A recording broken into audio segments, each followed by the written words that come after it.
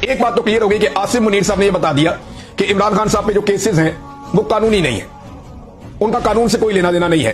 وہ معاملہ صرف اور صرف معافی پہ اٹکا ہوا ہے کہ یہاں ضد یہ ہے کہ عمران خان کی ہم نے ناک رگڑوانی ہے, عمران خان سے ہم نے معافی منگوانی ہے. معاملہ صرف یہاں پہ اٹکا ہوا ہے.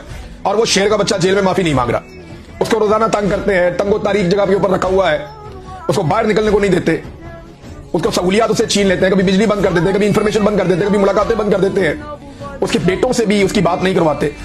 تو یہ جو ساری صورتحال پیدا کی جا رہی ہے صرف اس لیے ہے کہ اس میں کوئی آئین اور کوئی قانون نہیں ہے. قید تنہائی میں اس آدمی کو رکھا ہوا ہے, اس میں کوئی آئین اور کوئی قانون نہیں ہے. یہ سارا معاملہ ایک ضد کا ہے اور انا کا ہے کہ معافی چاہیے عمران خان کی.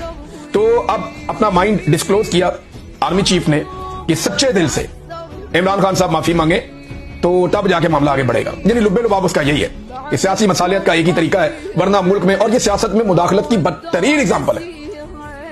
آج کے بعد اگر D G I S P R کہے یا کوئی اور کہے کہ فوج کا سیاست میں کوئی تعلق نہیں ہے, تو کم سے کم army chief field marshal Asim Munir صاحب کا تو بدترین تعلق سیاست کے ساتھ ہے. یہ ثابت کیا کس نے؟ سہیل وڑائچ صاحب نے, اور آرمی چیف سے ملاقات کے بعد ثابت کیا کہ سیاسی مصالحت میں بھی ان کی ڈیمانڈ ہے کہ ایک سچے دل سے معافی مانگے ایک بندہ.